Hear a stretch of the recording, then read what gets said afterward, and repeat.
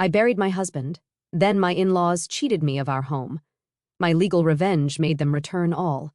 My name is Major Molly Martin. I'm 35 years old, and I have just buried the only man who ever saw the person behind the uniform. Just 24 hours after an American flag was folded with solemn precision and placed into my trembling hands, I stood on the threshold of my own home and watched it being pillaged.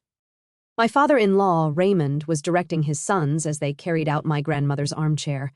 His voice was cold as steel. "The family legacy must be returned to the bloodline, girl. Your tour of duty here is over." My mother-in-law, Patricia, smiled at me, a smile as sweet as Southern iced tea but laced with contempt. She picked up our wedding photo from the mantel, slid my picture out from behind the glass and dropped it into a trash bin. "We'll keep the one of Marcus," she said casually. "He doesn't need you in the background anymore anyway. They treated me like a sentry whose watch had ended. But they made a fatal mistake. They thought they were fighting a lone widow. They had no idea they were marching onto a battlefield my husband had already prepared." Let me know where you're listening from in the comments. Hit that like and subscribe button if you've ever been made to feel like an outsider in the very place you called home. The air in Charleston is a living thing. It's heavy, wet, and clings to your skin like a second uniform you can't strip off. After the funeral, after the final salute and the gut-wrenching sound of taps echoing in the humid air, I didn't go home. I couldn't. The silence in that house would have been louder than any battlefield. Instead, I drove back to the base and spent the night in the empty quiet of my office, surrounded by the sterile comfort of government-issue furniture. It was a place of order, of logic, a place where grief had no regulation, but duty did. By morning, I felt steady enough. I'd put on my uniform, not the dress blues, but my daily fatigues. It felt like armor. I pulled my Jeep onto our quiet, oak-lined street. Sunlight filtered through the Spanish moss, painting dappled patterns on the pavement. It looked peaceful, serene, a perfect picture of southern tranquility. But as I walked up the brick pathway to my front door, the first alarm bell sounded in my head. The door was slightly ajar. I never left it ajar. My hand went to my pocket, fumbling for my keys out of pure habit. I slid the key into the lock. It didn't turn. I tried again, pushing harder. Nothing. It felt like hitting a wall of solid steel. My key, the key to my home for 8 years, was useless. They had changed the locks. A cold knot tightened in my stomach. I took a steadying breath, straightened my back, and pressed the doorbell. The chimes echoed inside, a cheerful, melodic sound that felt like a mockery. After a long moment, the door creaked open. My brother-in-law, Timothy, stood there, shirtless, a half-eaten bag of potato chips in his hand. He looked at me not with sympathy, but with annoyance, like I was a door-to-door salesman interrupting his Saturday morning. "Oh, it's you," he mumbled through a mouthful of chips. He didn't move aside. I had to step around him to enter my own home. And then I saw it. The living room wasn't a home anymore. It was a staging area for an evacuation. My father-in-law, Raymond Coleman, stood in the center of the room like a 4-star general surveying a conquered territory. He held a clipboard, a pen tucked behind his ear, and was directing 2 movers I didn't recognize. The air was thick with the cloying humidity of Charleston and the sharp, cheap scent of Raymond's cigar smoke. He looked up, his eyes sweeping over me without a flicker of compassion. "You're back sooner than we expected," he said, his voice flat. "No, I'm sorry for your loss. No, how are you holding up?" "Just a statement of tactical inconvenience." He tapped his clipboard. "We're proceeding with the transfer." That word, transfer. He said it like he was talking about a military base being decommissioned, not a home being ripped apart, not the home where Marcus and I had hosted barbecues, celebrated Christmases, and held each other on the nights before my deployments.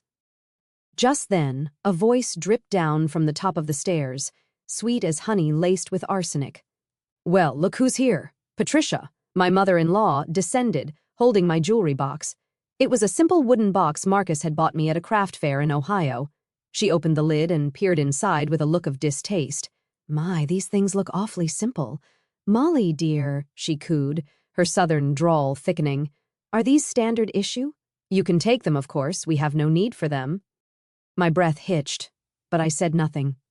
Then her eyes landed on the wall above the fireplace. It was my wall of honor, my framed medals, the bronze star, the purple heart, commendations from tours in places she couldn't pronounce. They were a testament to my service, to the blood and sweat I'd given for my country. Patricia wrinkled her nose. "Gerald," she called to her other son, who was taping up a box of books, "take those things down. They simply don't match the aesthetic of the house." The words hit me harder than any physical blow. It wasn't about the house. It wasn't about aesthetics. It was about erasure. They were systematically removing any trace that I, Major Molly Martin, had ever existed within these walls. The disrespect for my service, for the very symbols of my sacrifice, was a deeper violation than them changing the locks. I finally found my voice. It came out low and steady, the voice of a commander, not a grieving widow. "What do you think you're doing?" Raymond turned slowly, deliberately. He took the cigar from his mouth and looked me up and down, his eyes lingering on my uniform with disdain. "Listen here, girl," he said, his voice dropping to a menacing calm. "Marcus may have married you, but he couldn't make you a Coleman. Blood is blood. This property, this legacy, was built on the sweat of our ancestors. It will not be left in the hands of a transient soldier who could be shipped off at a moment's notice." Every word was a calculated strike, a dismissal of our 8-year marriage, a negation of the love Marcus and I shared, an insult to the uniform I wore with pride. He was reducing my entire life to a temporary assignment. He must have seen the fury hardening in my eyes because he moved in for the final blow. He gestured around the room. "You have 2 hours to collect your personal effects. Anything left after that will be considered family property and disposed of accordingly. A final eviction notice, a cold, legalistic severing." My training kicked in. When faced with an ambush, you don't charge blindly. You assess. You gather intelligence. You find the tactical advantage. I didn't scream. I didn't cry. I didn't argue. Instead, I took a single step back, leaned against the wall, and crossed my arms. My face became a neutral mask. I watched. I watched as Timothy directed a mover to take my grandmother's armchair, the one with the worn floral pattern where her head used to rest. I watched as Gerald took down my medals, handling them with the careless indifference of a man packing away old Christmas decorations. I watched Patricia walk through the rooms, pointing at things, claiming them. And I watched Raymond, the patriarch, overseeing the dismantling of my life with the smug satisfaction of a conqueror. They saw a defeated woman, a widow broken by grief, too weak to fight back. They were wrong. They were being observed by an intelligence officer. I was memorizing every smug look, every cruel word, every stolen object. I was cataloging their weaknesses, their arrogance, their greed. My silence wasn't surrender. It was surveillance, and it was making them more uncomfortable than any hysterical outburst ever could. That armchair, it was the last piece of my grandmother I had. And as I watched them carry it out the front door, I remembered the first time they made me feel like none of my history, none of who I was, ever mattered to them at all. They had always looked at me like that, like I was an inconvenient piece of furniture that didn't match their decor, an object to be tolerated, moved around, and eventually disposed of. It started from the very first day, 8 years ago, long before the locks were changed or my medals were taken off the wall. It started at a dinner table. I remember that dinner like a mission briefing I can't erase from my memory. I had spent a week preparing. I bought a conservative navy blue dress from a Charleston boutique, something elegant but not flashy. I read up on local politics. I even practiced a few pleasant anecdotes about growing up in Ohio that I thought might bridge the gap between my world and theirs. I wanted so badly to make a good impression, to show them I was worthy of their son. When Marcus ushered me into their sprawling colonial home, the first thing I noticed was the silence. It was the kind of heavy, oppressive quiet that absorbs all sound. The second was the gleam. Everything was polished to a mirror shine. The mahogany dining table, the silver candlesticks, the hardwood floors. It felt less like a home and more like a museum exhibit on Southern aristocracy. We sat down to a formal dinner of shrimp and grits, a dish I had never tasted before. Patricia started the interrogation disguised as polite conversation. She smiled, a perfectly painted, motionless smile, and tilted her head. "Marcus tells us you're a captain in the army, dear," she said, her voice smooth as silk. "You command men?" "Yes, ma'am," I replied. "A logistics company." She murmured, taking a delicate sip of her iced tea. "It must be very loud." She said the word loud like it was a contagious disease, something unrefined and dirty that I had brought into her pristine home. The implication was clear. I was loud. My life was loud. I didn't belong in their world of quiet, old money. Then Raymond cleared his throat, fixing me with a gaze that felt like a performance evaluation. "And your family? They're back in Ohio?" he asked. "Yes, sir. My dad retired last year. He worked in the steel mills, I understand," Raymond continued, not as a question but as a statement of fact. Of course he knew. I realized later he'd probably run a full background check on me. "Honest work," he declared, his tone dripping with condescension. He made it sound noble in the way one might describe a sturdy, simple-minded workhorse. He was talking about my father, the man who worked double shifts his entire life to give me a future he never had, as if he were a character in a history book about the working class. For the rest of the meal, they never asked about my dreams, my passions, or what made me fall in love with their son. They performed a clinical dissection of my resume and my roots, holding each piece up to the light and finding it flawed. I left that dinner feeling like I had failed an inspection I never knew I was undergoing. The scrutiny only intensified. A week before our wedding, Raymond requested a meeting, not at his home, but at his sanctuary, the Charleston Country Club. He sat across from me on the veranda overlooking the perfectly manicured golf course, a sea of green for the city's elite. Surrounded by men in pastel polo shirts and crisp khaki shorts, he got straight to the point. "I need you to sign a prenuptial agreement," he said, stirring his Arnold Palmer without looking at me. "It's a simple matter of protecting Marcus's assets, the family's assets." I was stunned, but I kept my voice even. "Raymond, I'm not interested in Marcus's money. I'm marrying him because I love him." He finally looked at me, a smirk playing on his lips. "That's what they all say," he said dismissively. "But your career, it's a high-risk variable. Deployments, war zones, a soldier's life is inherently unstable. We can't have our family's legacy tied to such an uncertain future." He wasn't talking about my safety. He wasn't worried about me. He was risk-assessing my life. Our marriage wasn't a union of love to him. It was a volatile stock he needed to hedge against. He was treating my service to the country as a financial liability. Through it all, Marcus was my saving grace. He saw the subtle digs, the dismissive glances, the cold shoulders. That night, after the dinner, he held me in his arms in the small apartment we rented, a world away from his parents' mansion. His own voice was filled with pain. "I'm so sorry, Moll. They don't get it," he whispered into my hair. "They don't see you. All they see is the uniform." And he was right. They saw the uniform as a costume, a symbol of a world they didn't understand or approve of. But Marcus saw it as a part of me, but not all of me. He saw the woman who loved stray dogs and bad action movies, the woman who could be tough as nails on the outside but who cried during sappy commercials. He was my only ally in this silent, chilly war. His love was my shelter. I kept trying, though, for him. That first Christmas after we were married, I spent weeks knitting a scarf for Patricia. It was a beautiful, soft cashmere in a deep emerald green I thought would complement her eyes. I poured hours into it, each stitch a silent plea for acceptance. On Christmas morning, amidst a mountain of expensive gifts under their towering tree, I handed her my small, carefully wrapped present. She opened it and smiled that same placid smile. "Oh my, you're quite crafty, aren't you?" she said. She held it up for a moment, then turned to their housekeeper, a lovely woman named Eleanor, who was quietly serving coffee. "Eleanor, this would look wonderful on you, a little Christmas bonus." Then, without missing a beat, she turned back and handed Marcus a small, heavy box. Inside was a brand-new Rolex. The public humiliation was staggering. The message was unmistakable. My heartfelt effort was worth nothing more than a hand-me-down to the staff. My gift, born of time and hope, was garbage. In that moment, watching the hurt flash in Marcus's eyes before he masked it, I finally understood. It didn't matter how hard I tried. I would never be enough. I would always be the girl from Ohio, the soldier, the outsider. It's a lonely feeling, isn't it? To pour your heart into a gift, only to have it tossed aside. If you've ever felt that sting of rejection, hit that like button and comment with a simple word, "I understand."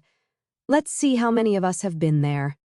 For years, I told myself I could endure their Cold War, that Marcus's love was enough armor. But I was wrong. The Cold War turned hot on a warm summer evening at a cousin's wedding.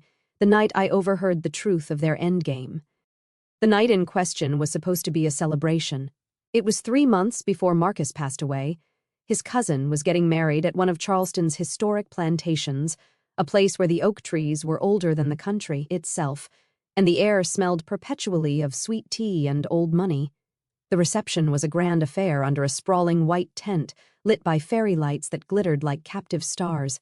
Men in seersucker suits sipped bourbon, while women in floral dresses fanned themselves against the humid southern evening.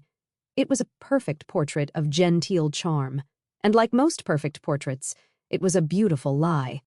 For my part, I was playing a role I'd perfected over 8 years, the beautiful daughter-in-law.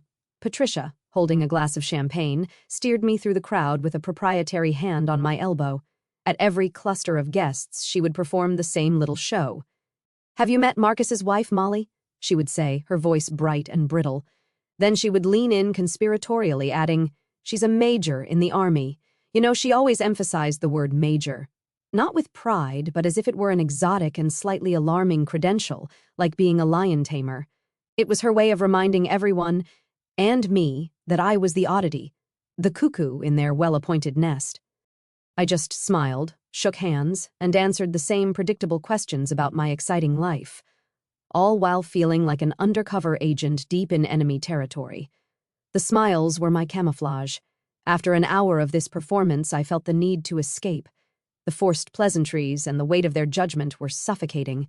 I murmured an excuse to Marcus and slipped away from the tent, walking toward the mansion's manicured gardens.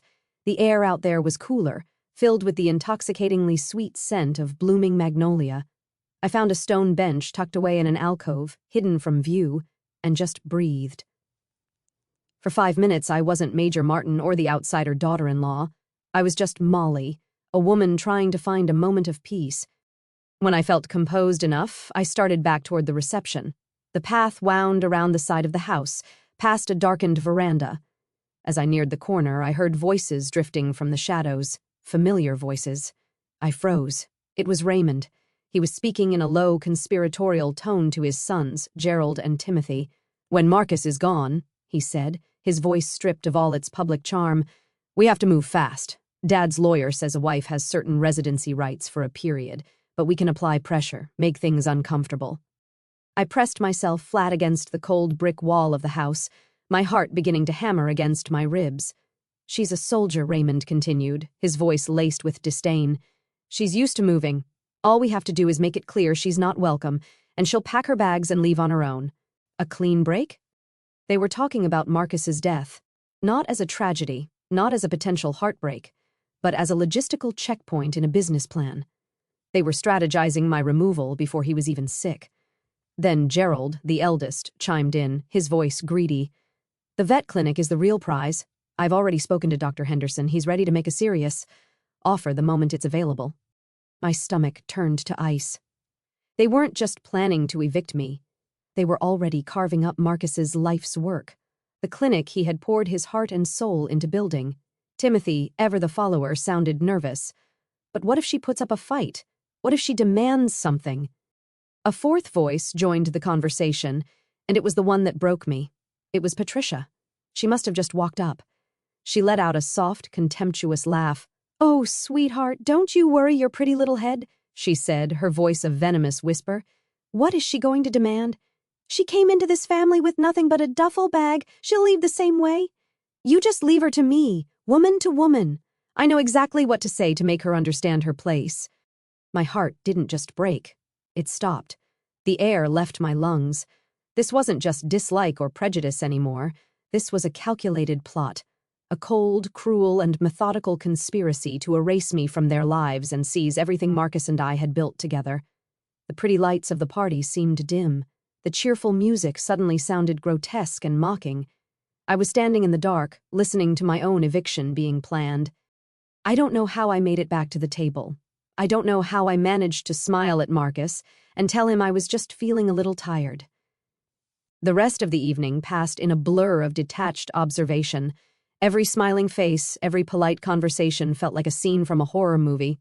The drive home was silent. The air inside our car was thick and heavy, charged with unspoken words. Marcus kept glancing at me, his brow furrowed with concern. "Moll, what's wrong? You've been quiet all night." I didn't cry. I didn't raise my voice. The soldier took over. I turned to him, my face calm, and I gave him an after-action report, my voice steady and even as if I were debriefing a patrol. "Objective, full seizure of all assets, including the house and the clinic," I stated, looking straight ahead at the dark road. "Method of operation, psychological pressure to induce a voluntary withdrawal. Timeline for execution, immediately following your death." Marcus said nothing. The only sound was the hum of the engine and the soft hiss of the tires on the asphalt. He gripped the steering wheel so tightly his knuckles turned white. He didn't question me. He didn't doubt me. He knew. He had always known what they were capable of. We pulled into our driveway. He turned off the engine, plunging us into darkness and silence. He turned to face me. The soft, gentle man I loved was gone. In his place was someone I had never seen before. His eyes, usually so warm and kind, were now sharp, cold, and utterly resolute. A fire was burning behind them. "All right," he said, his voice low and dangerous. "They've declared war. It's time we draw up a battle plan." He didn't wait. As soon as we were inside our house, the quiet sanctuary we had built together, Marcus went straight to the hall closet. I watched, confused, as he pulled out a worn leather briefcase I had never seen before. Our small kitchen, with its warm yellow walls and the familiar gurgle of the coffee maker, became a secret war room that night. He placed the briefcase on our little kitchen table, the one where we ate breakfast and paid our bills, and clicked it open. The sound was sharp, definitive, the opening salvo of a war I didn't even know he'd been preparing to fight.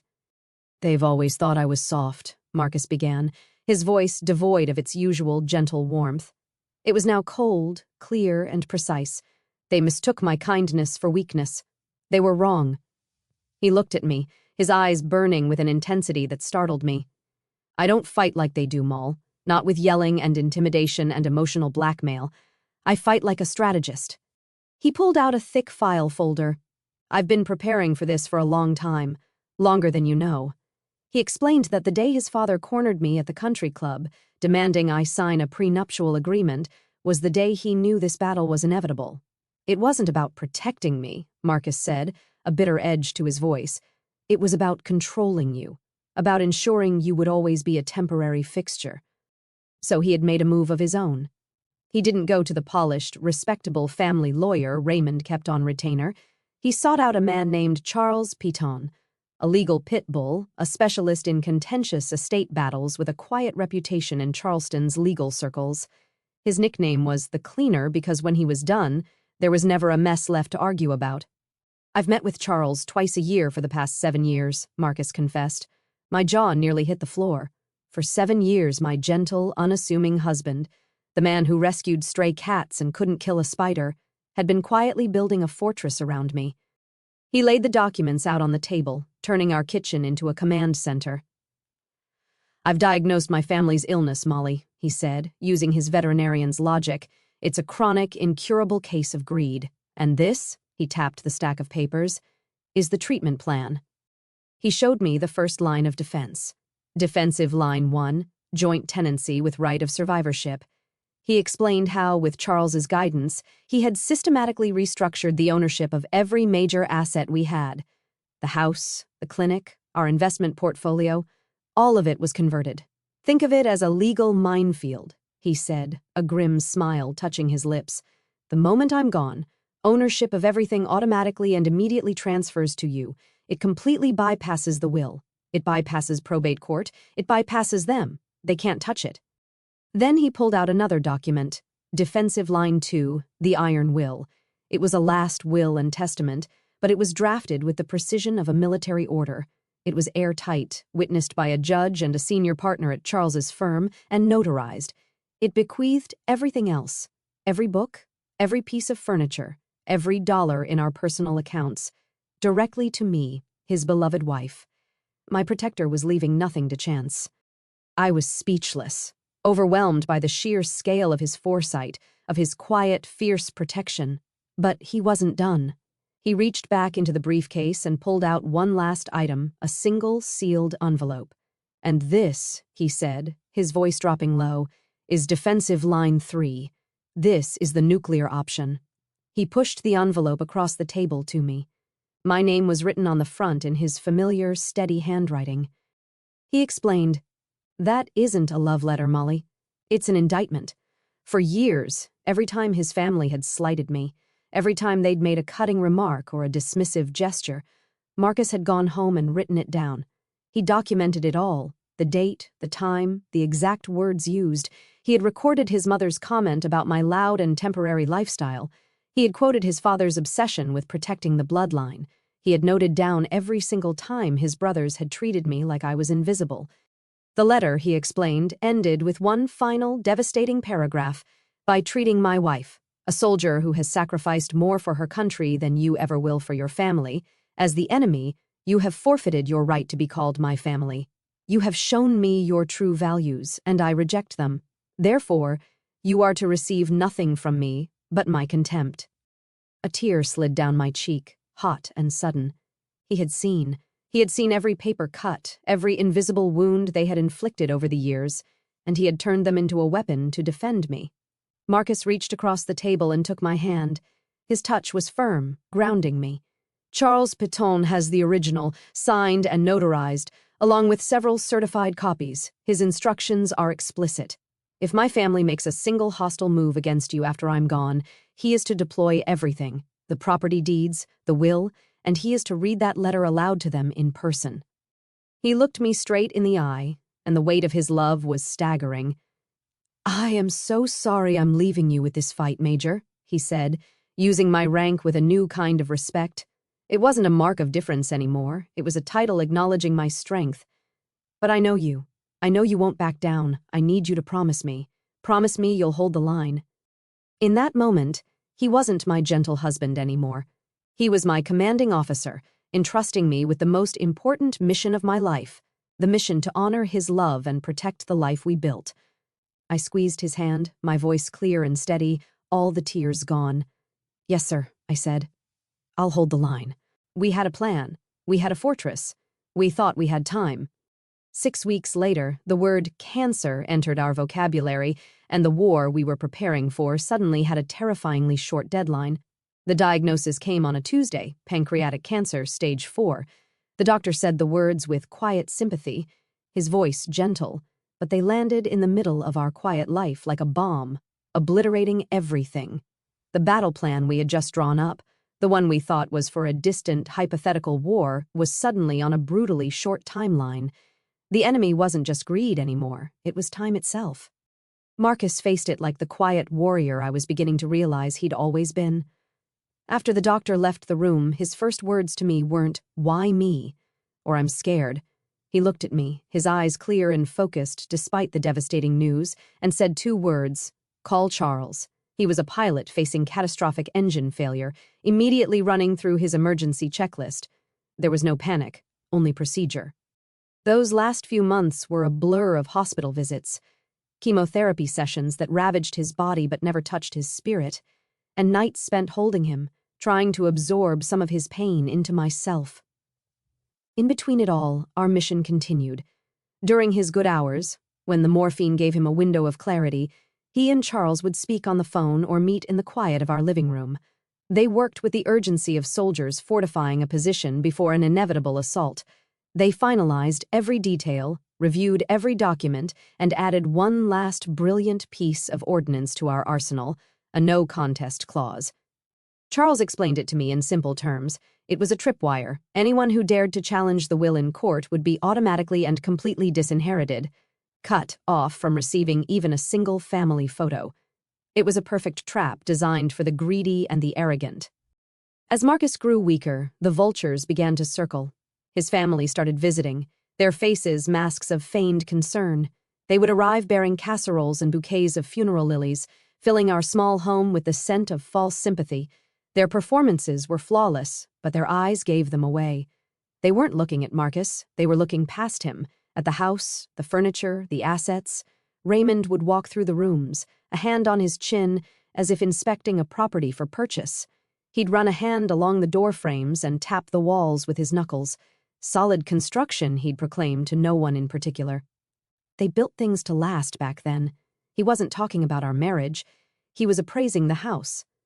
Patricia's tactics were more subtle, more insidious. She would bring homemade chicken soup in her expensive La Creuset pot, sit by Marcus's bedside, and then turn her saccharine smile on me. "Molly, dear," she said one afternoon, her voice a soft purr, "have you given any thought to your future? I imagine it would be much more convenient for your career if you were closer to a major base like Fort Bragg in North Carolina." She was suggesting I move, planning my relocation while her son was dying in the next room. One day, she arrived with a glossy interior design catalog from Pottery Barn. "I just thought we could look at some ideas together," she said brightly, flipping through pages of perfectly arranged living rooms to give the house a little freshening up for when Gerald and his family eventually move in. She was asking for my opinion on how to redecorate my own home for my replacement. The audacity was breathtaking. Through it all, they rarely asked Marcus how he was feeling. They talked at him, around him, but never to him. They were waiting, and their waiting felt like a physical presence in the house, a cold, heavy shroud that suffocated what little peace we had left. The final, undeniable proof of their intentions came on a quiet Wednesday afternoon. Marcus was asleep in the hospital bed we'd set up in the living room. I was in the kitchen, carefully measuring out his medication, when I heard Gerald and Timothy talking in hushed tones in the hallway. I froze, listening. "Dad says we changed the locks the day after the funeral," Gerald said, his voice a low murmur. "Clean and quick." "Yeah," Timothy agreed. "Best to do it while she's busy with all that military paperwork stuff. Less of a scene that way." The syringe nearly slipped from my trembling hand. A wave of nausea washed over me. I looked over at Marcus. His eyes were open. He had heard every word. He was too weak to speak, but he reached out and squeezed my hand, a faint but firm pressure. A fire I thought had been extinguished by the illness flared in his eyes one last time. "See," he whispered, his voice a dry rasp. "Never underestimate their greed." He took a ragged breath. "Now you know what you have to do." He was giving me my final orders. The day of the funeral was gray and overcast, the Charleston sky weeping a warm, misty rain. I stood at the graveside in my Army service uniform, the green fabric feeling heavy and formal.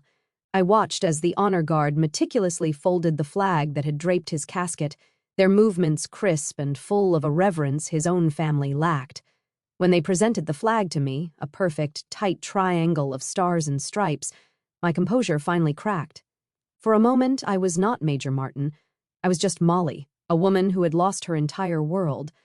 As the small crowd began to disperse, Raymond gathered his remaining family, Patricia, Gerald, and Timothy, into a tight, exclusive circle near the headstone. He intentionally positioned himself so his back was to me, physically pushing me to the periphery. I stood alone, holding the flag, as he cleared his throat to make an announcement. "In order to preserve Marcus's legacy," he declared, his voice thick with a counterfeit solemnity that made my stomach clench, "and to provide stability for the next generation, we have decided that the house will be transferred to Gerald and his family. His son needs a proper place to grow up." My grief was instantly replaced by a cold, hard fury. I stepped forward. "I am his family," I said, my voice quiet but cutting through the humid air. "The house is my home." Raymond turned to face me, his expression not of sympathy but of cold dismissal. He looked at me as if I were a complete stranger, an interloper at a private family event. "You are not his blood, Molly," he said, each word a final deliberate twist of the knife. "And down here in the South, blood is all that matters." It was his final declaration of war, delivered over the fresh grave of his own son. The battle Marcus and I had prepared for was about to begin. I didn't go back to the base after the funeral. I didn't go anywhere. I spent the night in my Jeep, parked 2 blocks down the street from my house, hidden in the shadows of a massive live oak. I watched. My grief had been cauterized by Raymond's final insult at the cemetery, replaced by a cold, sharp-edged resolve. I knew they would move fast. Arrogance makes people predictable. At 8 a.m. The next morning, my surveillance paid off. A big white moving truck from a local company rumbled down the street and backed into my driveway with a screech of its brakes. The ambush was underway. A few minutes later, Gerald emerged from the house, clipboard in hand, already directing the movers with an air of self-importance. I didn't drive up. I didn't rush in screaming. That's what they expected. Instead, I started my engine, pulled out, and parked again at the corner of the block, giving myself a clear line of sight to the entire operation. From my driver's seat, I watched them carry out the first pieces of my life. The floor lamp Marcus and I had picked out together, a box of my books, the small kitchen table. My heart was a cold, steady drum against my ribs.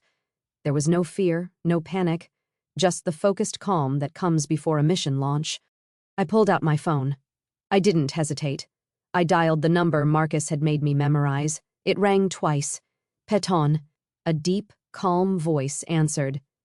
"Charles, it's Molly Martin," I said, my voice even and low. I kept my eyes fixed on the house. "The operation is active.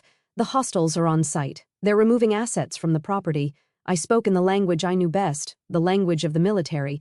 It stripped the emotion away, leaving only the facts. There was a brief pause on the other end. Then Charles's voice came back, just as calm but with an undercurrent of steel. "Understood, Major. Reinforcements are en route. ETA 10 minutes. He didn't say I'll be right there. He said reinforcements." The word was a promise.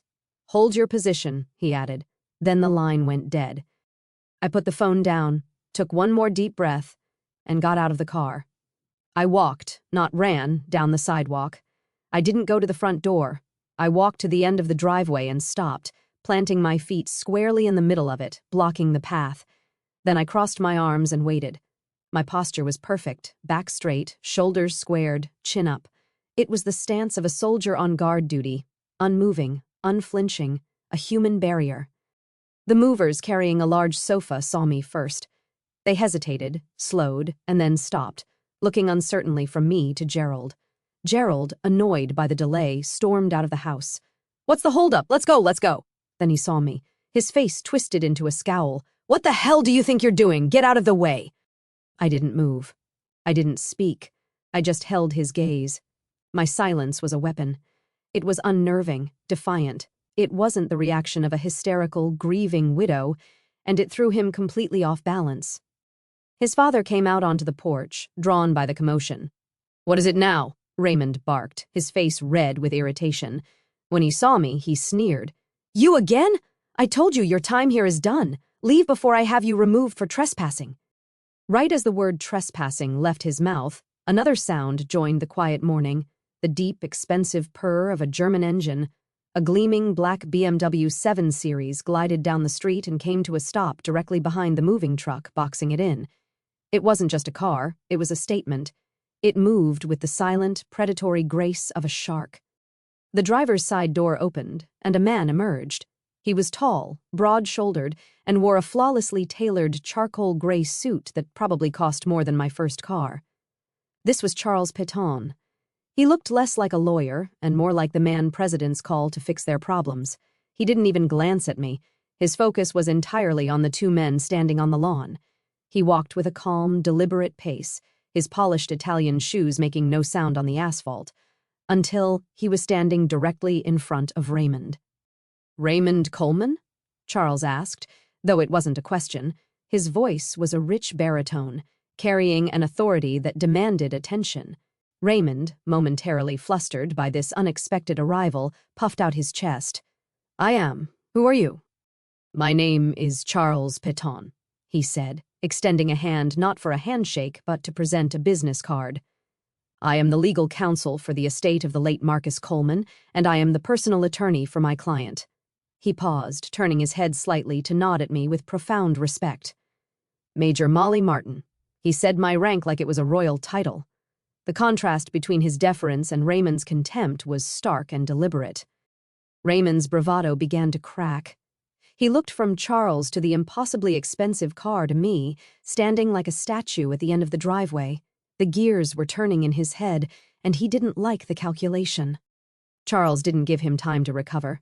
His voice became as cold and hard as a judge's gavel. "I'm here to inform you," he said, his gaze sweeping over Raymond, Gerald, and Timothy, "that you are currently engaged in illegal trespassing and the theft of private property belonging to my client." He let that sink in for a moment.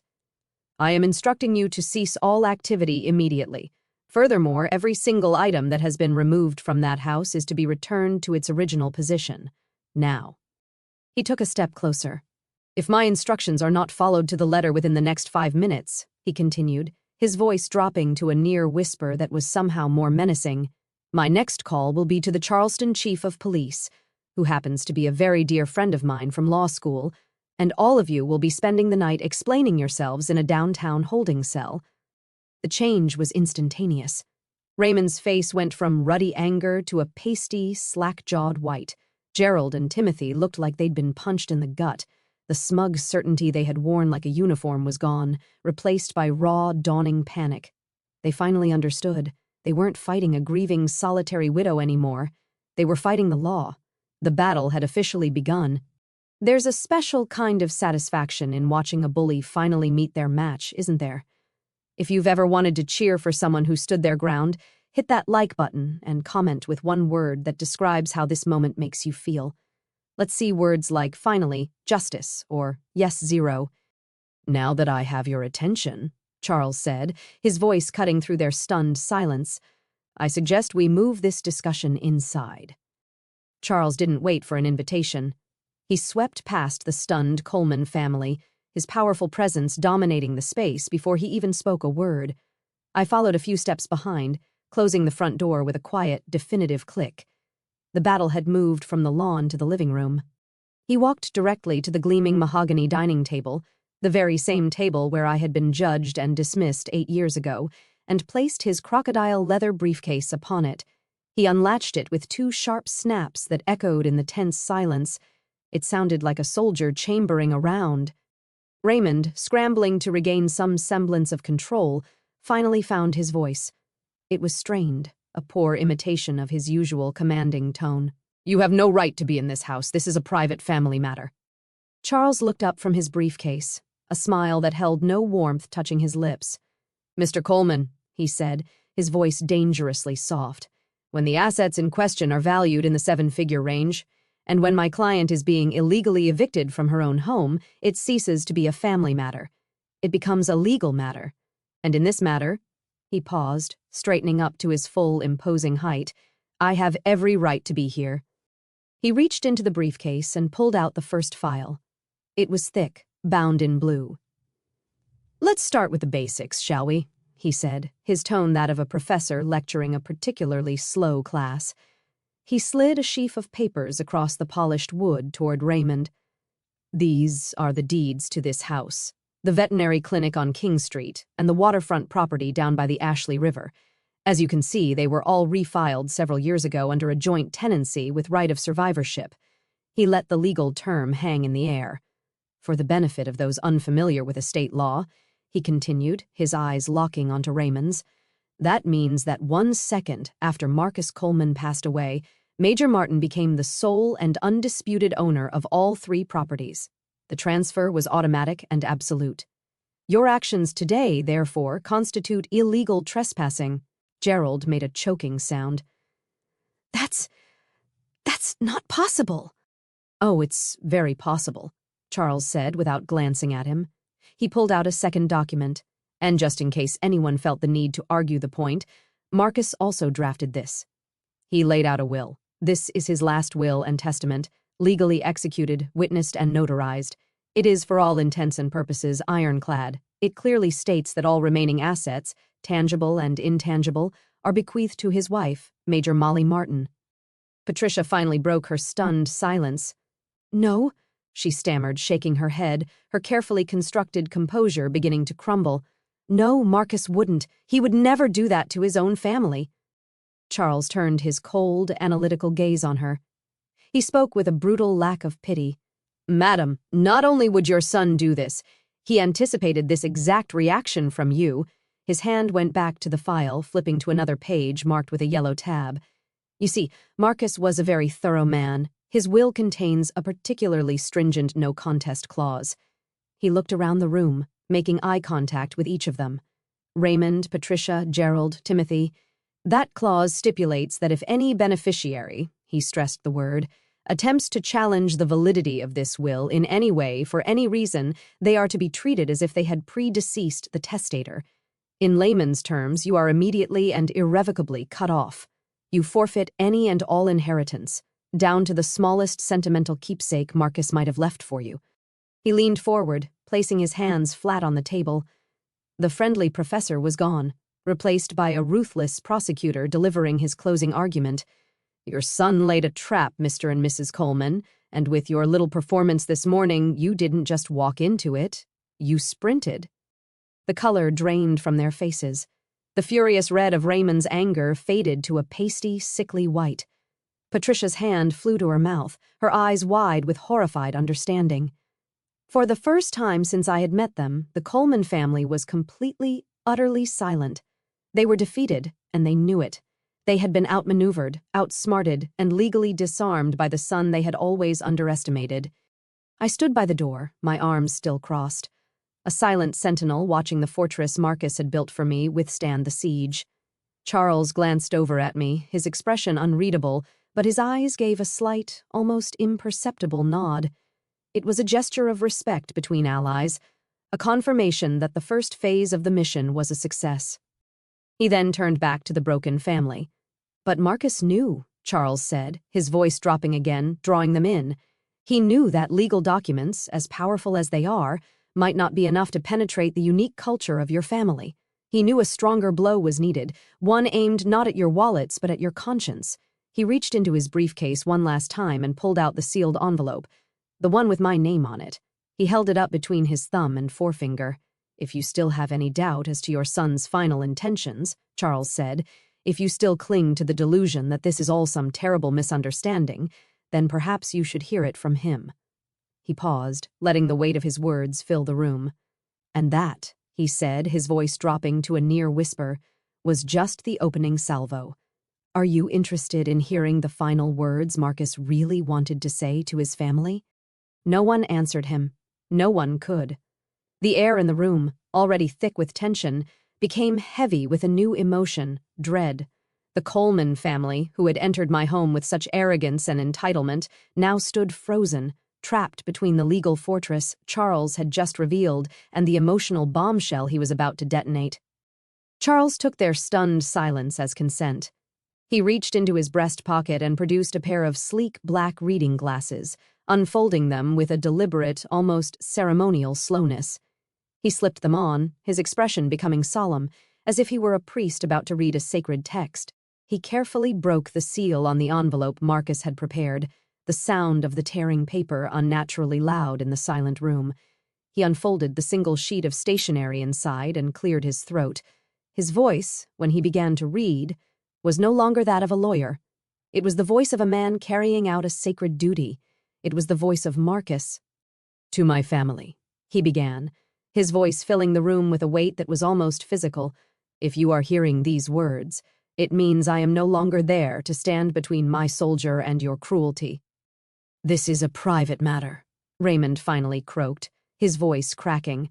He took a half-step forward, a pathetic attempt to reassert his lost authority. Charles didn't even look up from the page. "Your son's instructions were explicit, Mr. Coleman," he said, his voice cutting through Raymond's protest like glass. "This letter was to be read aloud publicly in the event of any hostile action taken against his wife. You," he paused, finally lifting his eyes to pin Raymond with a cold stare, "have more than met that condition." He returned his gaze to the letter, and the weight of Marcus's words descended again. "For 8 years you have looked at Molly, and you have seen nothing but a uniform. You saw her sacrifice as a flaw, her courage as an inconvenience, and her dedication as a threat to your neat, orderly world of inherited privilege." The words landed like stones, each one finding its target. "You saw a soldier, but you refused to see the woman, the one who held my hand through every fear, who celebrated every small victory, who loved me not for my name, but for my heart." Charles's voice continued, a relentless, posthumous accounting of their sins. He turned his head slightly toward Raymond. "Dad, you demanded she sign a prenuptial agreement because you don't trust in love. You only trust in bloodlines. You tried to reduce the most important relationship of my life to a business transaction. You failed." He then shifted his focus to Patricia, who was now visibly trembling, her manicured hands clutching each other. "Mom, you took the beautiful cashmere scarf she spent weeks knitting for you, a heartfelt offering of peace, and you gave it to the housekeeper in front of her because, in your eyes, her effort, her time, her very essence had no value. It was a gesture of such casual cruelty that it told me everything I needed to know." Patricia let out a choked sob, a sound of pure, undiluted shame. It wasn't a cry of grief or remorse. It was the sound of a woman whose perfect public mask had just been shattered into 1,000 pieces. Charles didn't relent. His gaze fell upon Gerald and Timothy, who were now trying to shrink into the wallpaper. And Gerald, Timothy, my brothers. You whispered behind her back.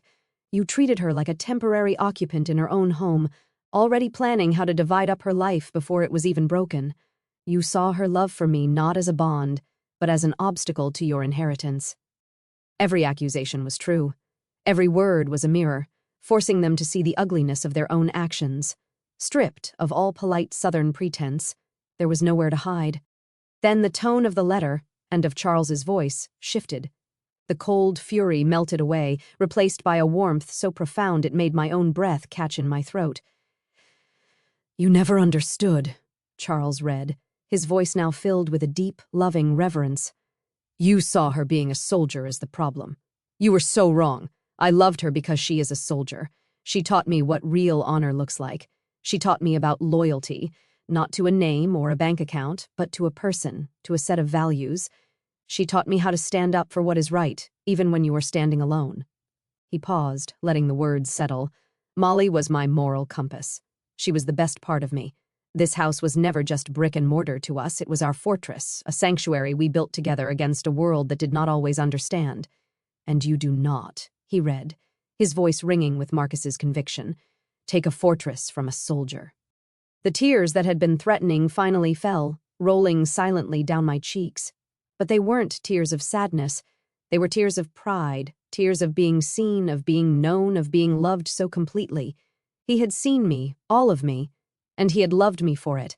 And now, even after he was gone, he was still fighting for me. Charles took a deep breath before reading the final, devastating paragraph. His voice became hard again, each word a final judgment. So listen to this, and listen carefully.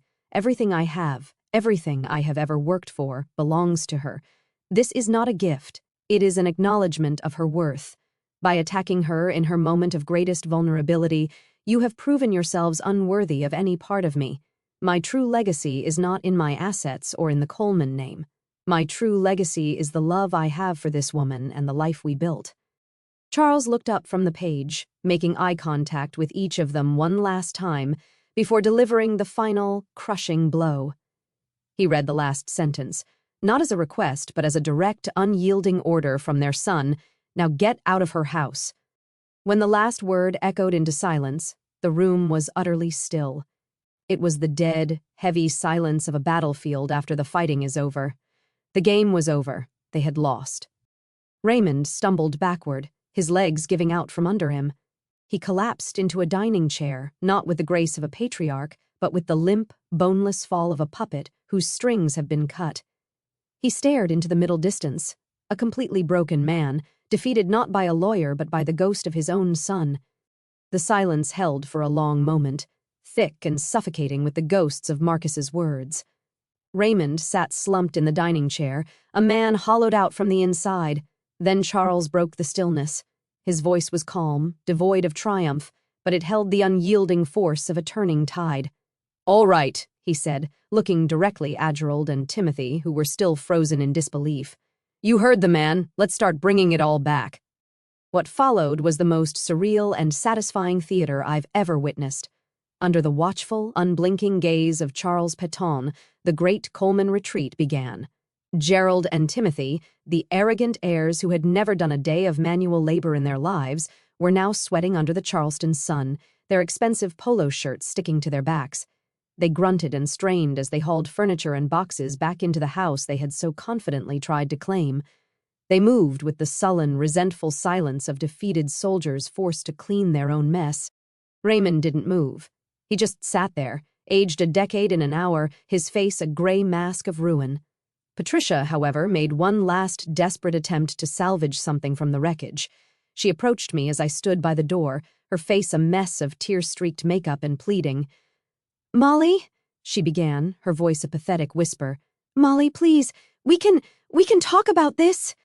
I didn't feel anger anymore. I didn't feel anything except a vast, weary distance. I held up my hand, a simple, quiet gesture to stop her.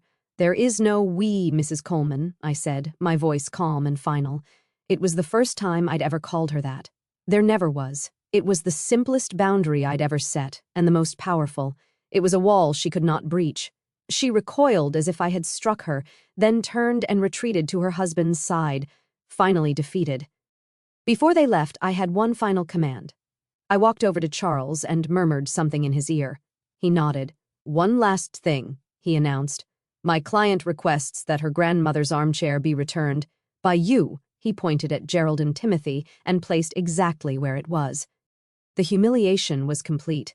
I watched them awkwardly maneuver the floral armchair, my last piece of my own family, back to its rightful place beside the fireplace. It was more than just a piece of furniture. It was the restoration of order. It was justice. News in a city like Charleston travels faster than a summer thunderstorm. It moves in whispers at the country club, in hushed phone calls between the wives of prominent men, in the gossip exchanged over bridge games and charity luncheons. The story of how the proud Coleman family had tried to dispossess a decorated Army major, their own widowed daughter-in-law, and had been so spectacularly defeated, became the scandal of the season.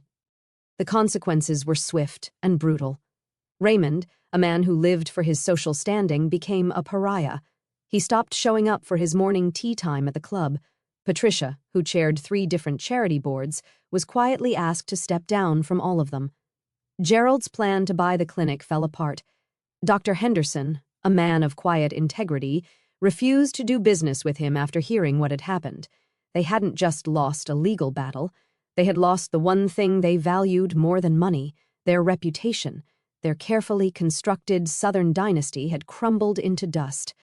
About a week later, a thick, cream-colored envelope arrived in my mailbox. It was from Raymond. Inside was a stiffly worded letter full of excuses disguised as an apology. He wrote about his grief, his desire to protect the family, his misunderstanding of Marcus's wishes. Tucked inside the letter was a cashier's check for $100,000. I stared at it. It was blood money, a final, insulting attempt to buy my silence, my forgiveness, my complicity. He still didn't get it. He thought this was all about money. I walked into the kitchen to the stainless steel sink. I took out the cheap Bic lighter I keep in a drawer for lighting candles. I flicked it on, the small flame dancing in the quiet room. I held the corner of the check to the flame and watched as the fire consumed Raymond's guilt money. It curled into blackened, fragile ash, the numbers and his signature disappearing into nothing. It wasn't an act of anger. It was an act of liberation. I scooped the ashes into the envelope the check had come in, sealed it without a note, and mailed it back to him. The message was clear. We were done. That night, for the first time in what felt like a lifetime, the house was truly quiet. Not the heavy, oppressive silence of grief, but a deep, peaceful stillness. I sat in my grandmother's armchair, its familiar floral pattern a comforting presence in the dimly lit room. I didn't feel triumphant. Not really. The victory didn't taste sweet. It was just quiet. It was the profound relief of a soldier after a long and brutal war. The adrenaline was gone, leaving behind only a bone-deep weariness and a sense of peace. I had fought not for revenge, but for preservation, for the sanctity of the life Marcus and I had built. The mission was accomplished. My eyes fell on the letter from Marcus, which I had placed on the mantelpiece. The paper was still unfolded, a silent testament to his love and foresight. He had drawn the map, he had supplied the arsenal, but I was the one who had to stand on the battlefield. I was the one who had to hold the line, and I had won. And now the battlefield was quiet. The question was, what does a soldier do when the war is over? What do you build on the ground you fought so hard to protect? The answer to my question, what do you build on the ground you fought so hard to protect, didn't come in a single moment of revelation. It arrived quietly, piece by piece, over the next 6 months, like the slow, steady Charleston dawn breaking over the harbor. It began not with a grand design, but with a simple decision. I would not sell the clinic. That place was Marcus's heart translated into a physical space. To sell it would have felt like a betrayal. So, with Charles Peton's help navigating the business side of things, I kept it open. The first change I made was a new sign out front. It no longer said Coleman Veterinary Clinic. It now read the Marcus Coleman Memorial Animal Hospital. I was still an active duty officer, but my weekends changed. Instead of catching up on sleep or running errands, I started spending my Saturdays at the clinic. I wasn't a vet, of course, but I could answer phones, comfort anxious pet owners in the waiting room, and clean kennels. The clinic staff, who had adored Marcus, welcomed me with open arms. Slowly, something beautiful began to happen. Because of my uniform, other military families started coming in, a young Marine sergeant whose pit bull needed surgery he couldn't afford, a Navy family new to town whose golden retriever had eaten something it shouldn't have. They came for their pets, but they stayed for the community. The clinic's waiting room became an unofficial gathering spot, a place where military spouses could share advice over a cup of coffee, where soldiers could talk freely without having to explain their lives. It was no longer just a place for healing animals. It was becoming a place for healing people, too. It was becoming a sanctuary. That's when the real plan took shape. I realized what Marcus's legacy needed to be. 6 months to the day after the confrontation in my living room, I found myself standing in front of a group of bright-eyed, newly graduated veterinarians from Tuskegee University. I had invited them to the clinic to talk about a new initiative I was launching. I was no longer just a soldier or a widow. I was a founder. "Good morning," I began, my voice steady and sure. "My name is Molly Martin, and I want to tell you about my husband, Marcus." I told them about his gentle spirit, his incredible skill, and his 2 core beliefs. Marcus believed that animals have a unique ability to heal the wounds we can't see, I said, looking at each of them. The wounds of loneliness, of trauma, of loss. He called them the best medics in the world. He also believed that the men and women who serve this country and the families who stand beside them deserve our unwavering support and the best care we can offer. I gestured around the bustling clinic. That's why I've established the Marcus Martin Companion Fund. It's a nonprofit dedicated to providing free or low-cost veterinary care to the pets of active duty service members and veterans in need. This fund is how we will continue both of his core beliefs. It's how his legacy will live on, not just in a name on a sign, but in action, in service. I was no longer fighting a war. I was building a monument of love. Later that week, while organizing Marcus's old desk at the clinic, my fingers brushed against a loose panel in the back of the main drawer. Curious, I worked it free. Tucked inside was another envelope, this one old and slightly faded. It was addressed simply to Molly, my soldier. My heart leaped into my throat. It was a letter he must have written right after we had our war room meeting, a final message he had hidden for me to find one day. My hands trembled as I opened it. "My dearest Molly," it began. "If you're reading this, it means the worst has happened, but it also means our plan is in motion. I know you'll win. I never had a doubt. You are the strongest person I have ever known, but I need you to know something. Winning the battle isn't the end of the mission. It's the beginning of the next one. Your new mission, Major, is to live. Live a life that is full and joyful and loud, just like my mother was always so afraid of. Live it for yourself, not for me. Grieve me, but don't let that grief be the end of your story. Let it be the foundation of a new chapter. Our house was our fortress, built to protect us. Now I need you to turn that fortress into a lighthouse. Let it be a beacon of strength and hope for others. My love will always be your reinforcements, your air support, your flank security. I will always be watching your 6. Hold the line, and then build something beautiful on it." I folded the letter, holding it to my chest. The last piece of the puzzle had clicked into place. He hadn't just left me a battle plan. He had left me a blueprint for peace. The story ends here, but my life did not. It ends this morning with the Charleston sun rising, painting the sky in shades of orange and pink. I'm standing on the porch of my house, dressed in my PT uniform, gray shirt, black shorts, ready for my morning run. The air is cool and smells of salt from the nearby sea. Behind me, the house stands quiet and strong. It's no longer just a fortress. Marcus was right. It's a lighthouse. I held the line. I completed the mission.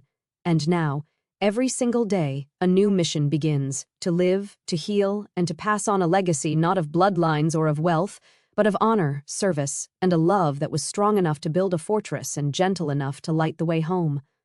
My war is over. But I know many of you might still be on your own battlefields, fighting quietly every day. The greatest weapon I had wasn't just Marcus's brilliant plan. It was having a loyal ally like Charles Pétion show up when I needed him most. In the comments below, I would be honored if you would share who your Charles Pétion has been, that one person who stood with you and helped you hold the line. These stories of resilience and quiet courage deserve to be heard. If you believe that too, and want to be part of this community, please subscribe to the channel and turn on notifications. That way, you won't miss the next story from the front lines of life.